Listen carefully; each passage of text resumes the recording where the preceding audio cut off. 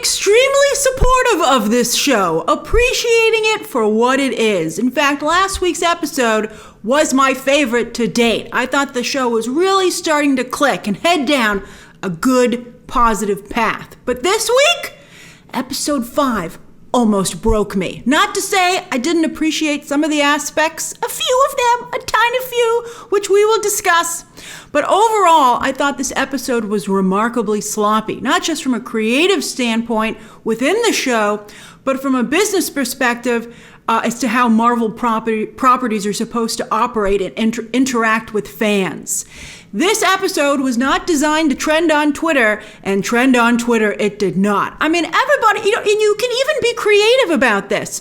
Madison, as I would hope, was a huge fan favorite and trended, and she got her own poster. I mean, that was fabulous, and that was really wonderfully unique to SheHulk, to that brand. But this week, talk about a nothing burger. Whew. Like, how desperate were fans for MCU Easter eggs for this episode? This end credits illustration is generating the most headlines, with Pug and Nikki sneaker shopping for the new Iron Man 3s. But aha! In the background, you can see sneakers representing Deadpool, The Thing, and Cyclops. Yay! That's like, that's such a small, tiny breadcrumb. I'm insulted. I mean, how Pug and Nikki shopping for sneakers wasn't this week's end credit scene is beyond me. How was that just an illustration? We didn't even get an end credit scene. When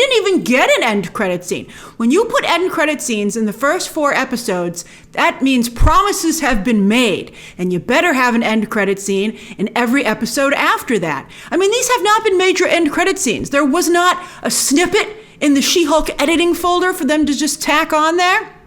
And it would have been a super fun tag to see this sneaker shopping. They could have even made it its own online video to put on YouTube and social media. I mean, just the other week, I myself, who does not even collect sneakers, watched Kevin Hart and Mark Wahlberg help fans shop for them. And it was very entertaining.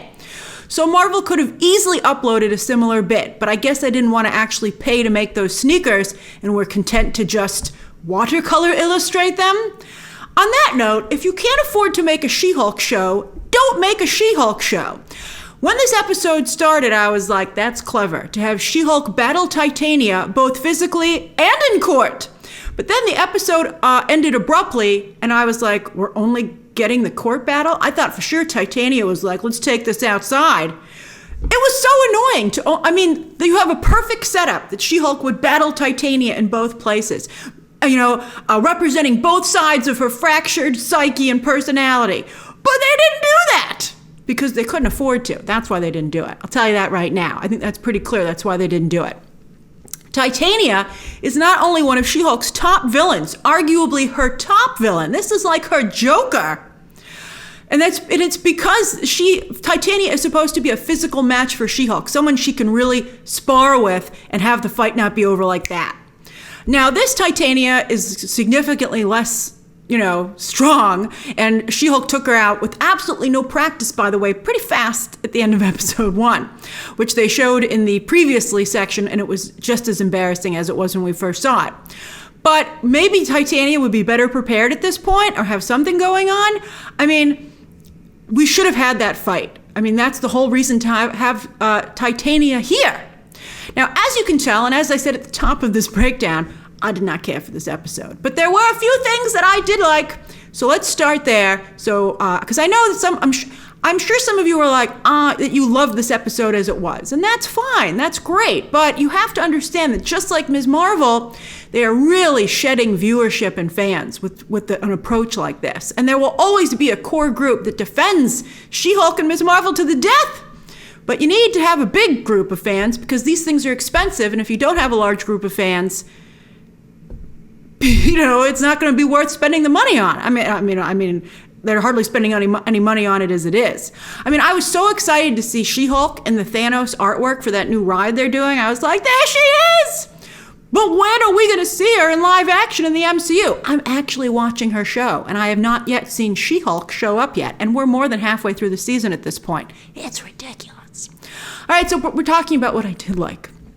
So Griffin Matthews as fashion designer to the literal superstars, Luke Jacobson, which is a deep, deep pull from Marvel Comics in the 1980s, where designer Luke Jacobson made his brief and only appearance for 3 issues of a comic I've never heard of. They could have just named him anything, quite frankly. I would have thought something maybe a little bit more funny, because I'm going to say he should be Edna Mode for the MCU in just a moment, but it should be a name as good as Edna Mode. But Griffin Matthews can do it. Griffin Matthews can deliver, and I think is already delivering, as memorable and as awesome a character as Edna Mode. And if maybe he had a better name, he would have been this week's Madison and trended. If he had a better lair, a better shop. So anyway, I'm getting ahead of myself. We've already seen at this point a number of takes from many different comic book stories on who makes the clothing and the suits for superheroes. We've seen it in also other movies like The Incredibles. But why I think Luke Jacobson is such a standout this episode is Matthews. He's a real scene stealer, one of my favorite characters on The Flight Attendant, so talented.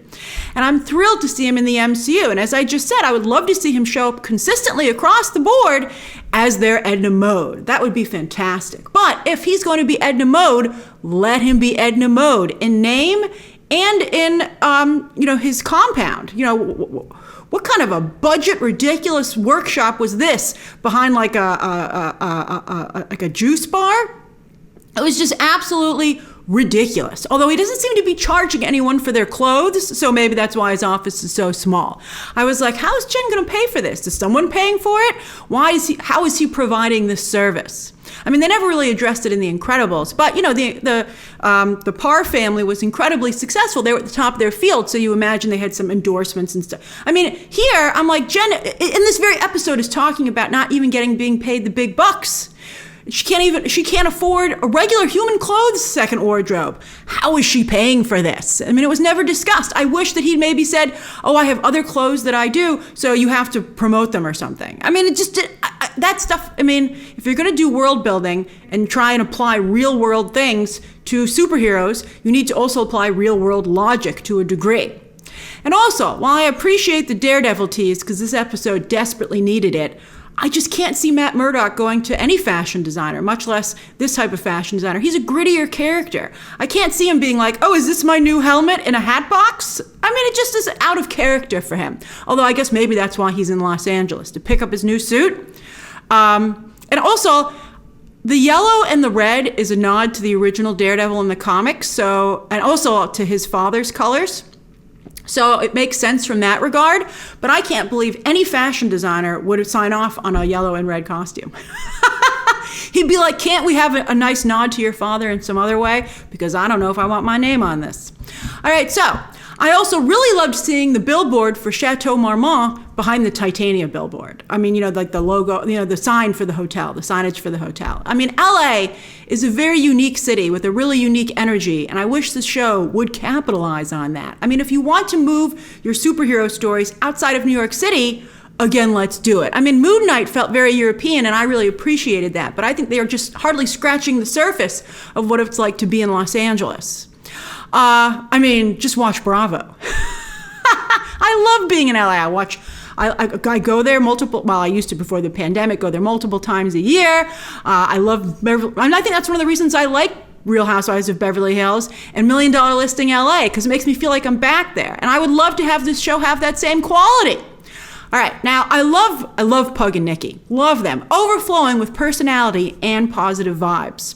The shot of them in their knockoff Avengers gear was hilarious. And I bet they actually sell that Avengers gear, for sure, because everybody would know what it was referencing. And Jen is lucky to have Pug's a really nice guy, but he's not as close to Jen just yet. But Nikki went above and beyond this episode. She is a really great friend. Wow, what a good friend. And I also thought Renee Elise Goldsberry did a fabulous job as Mallory Book. Finally, a fantastic legal argument, at least her opening. I thought the case really took a nosedive, and we'll discuss that. And I thought she had incredible fashions. The white pleated dress was my favorite, although I'm curious, what outfit did you like the best? She was even kind enough to have a drink with Jen after the case. She didn't have to accept that invite. She could have said, I'm busy or have some excuse, but she went. That was a really kind thing for her to do. But Jen ruins it by trying way too hard because Jen has so little self-confidence, which I understand is relatable. I mean, we all have moments where we're at our low point and we're worried about stuff. But I think Jen has just gone like beyond, the point of like being able to sympathize with it. So, okay, let's get into it. What didn't I like? Now, for 4 episodes, I've been defending Jennifer Walters. But this episode, she kind of lost me. I say kind of because I'm sure she can bring me back, but this was tough to watch.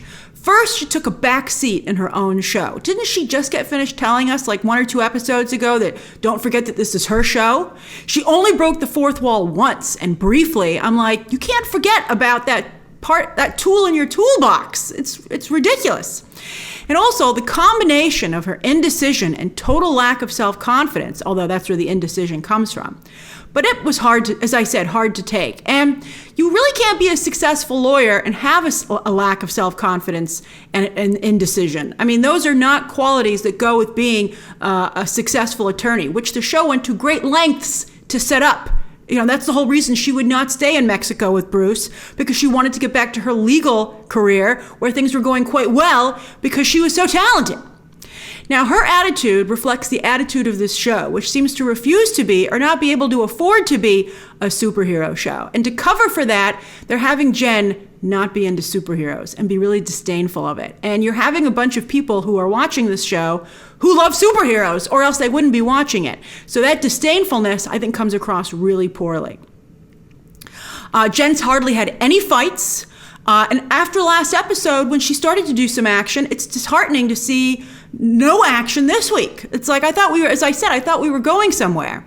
And I thought what her date said was mean. It was mean. But I have to say, and I wonder how you feel, so far, I'm having a much better time with SheHulk as well. And that was an amazing date. And I really do feel, as I've said many times at this point, that Jen Walters isn't that different from SheHulk if she would just step up. And again, I was fine with that personal journey for the first 4 episodes, but now that we're on episode 5, I'm like, enough is enough. It was also very frustrating to see Jen Walters, who again, as I said, prides herself on her legal prowess, that she made such huge mistakes when it comes to protecting her brand and fighting for it. It's fine. I can understand that it slipped her mind to copyright it. But the fact that she, a lawyer, has absolutely no idea how to combat this is ridiculous. Even her cousin Ched knows better. I was totally with Holloway on how it makes the firm look. It makes the firm look bad. It makes the firm look very bad. I thought the footage of Jennifer Walters refusing to answer questions addressed to SheHulk was very damning in court. I thought that was bad. But I don't think that the Matcher profile rebuttal really worked from a legal perspective. Also, I think that anyone could put SheHulk to be funny in their profile. I mean, she wasn't, and that's a personal way to use it. It's not a professional way to use it. But let me just say that while I certainly felt bad for Jen, the way she filled out her profile I thought was pretty gross and so disrespectful to her cousin, what her cousin stands for. I mean, he's also a Hulk. And the way she, was, making all those double entendres, I felt was just not appropriate. And I think it canceled out almost all the sympathy we felt for her because of her date's testimonies. I mean, here she's sad that she's not dating anyone, but yet from that profile, she clearly has no interest in dating. She wanted a booty call, she got a booty call. Stop crying about it. All right, now, I think a better argument would have been to point out that Titania's products were SheHulk in name only and were misleading consumers.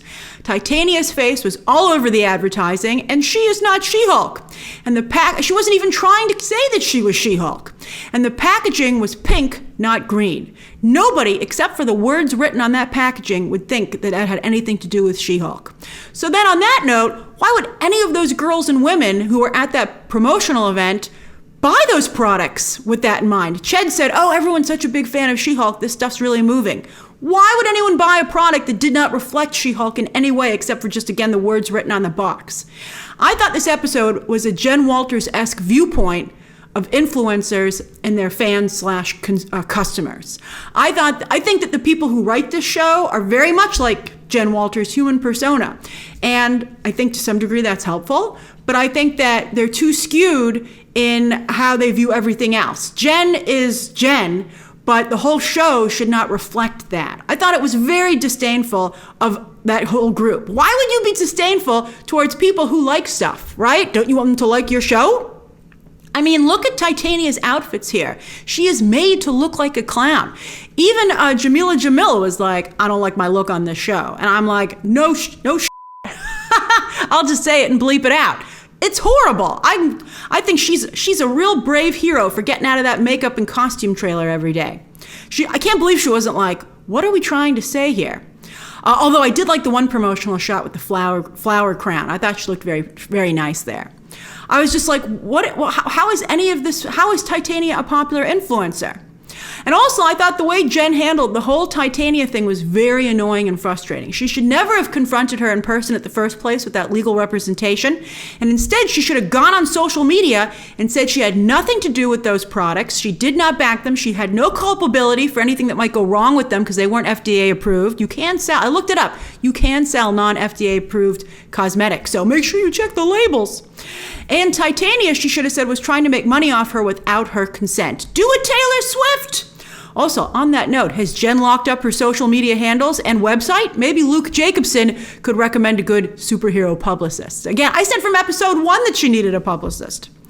Finally, how is SheHulk not suspicious of Todd? It's revealed this week that he is one of GLK&H's biggest clients. So what's he doing on Matcher? Like, why did he even bother going on Matcher to try and meet Jen instead of simply making sure he ran into her at the office? He is a client. He has every right to reasonably be there, and I think that would have been a less suspicious way to meet her. He just comes across as very skeezy to me. And speaking of skeezy, I know some of you are fans of John Bass. Some of you are like, oh yeah, I know that guy. I am not a fan of John Bass. He just makes my skin crawl looking at him. And maybe that's the point of casting him. But I think it's better to have compelling villains that you're happy to see rather than someone you're like, this guy, SheHulk, smash that guy, not in the good way, and get him out of here. In my opinion, he might be the worst casting in the history of the MCU. And why does he make me so angry? That's interesting. I was thinking about that while I was writing my notes. I was like, why does he make you so angry, Grace? To borrow an annoying line from Real Housewives of Beverly Hills. Ooh, so angry. But I think what makes me angry is that he is trying to force his way into Jen's life without her consent. And that really makes me angry. And I get even more upset that Jen is totally oblivious to this. How has she been a woman for as long as she has been? And she's always talking about the problems that women face. How is she not aware of this trick? You know, as someone who's a very strong feminist and has been out in the world, she should know about this. Or Nikki should. I mean, and therefore she's letting it happen. She's letting this guy slip further and further into her life. At least use the excuse that she can't shut him down because he's a major client for the firm and that, you know, she has to find a way to work around that. That would have been a great commentary on women in the workplace and harassment. But instead, I'm just like, wake up. This guy is a real problem. And I guess that would be interesting commentary to explore guys like that and have that be one of SheHulk's main villains. But does this show have the time and nuance to do that portrayal? I don't know. So I'm excited to see SheHulk's new suits at least. I mean, also her super suit, which is clearly what was in the other garment bag that Luke Jacobson handed to her. I mean, I was like, I know what that is. And they should have revealed it this episode. That could have been the end credit scene. This episode needed something else, and it needed that costume reveal. Or the sneakers. Something in real life at the end. It needed more. It needed more Easter eggs, you know? They're the crunch that makes this stuff go so popular. All right, so what did you think of She-Hulk episode 5? Share your thoughts down below, subscribe today, and of course, as always, you can check out some more videos right now.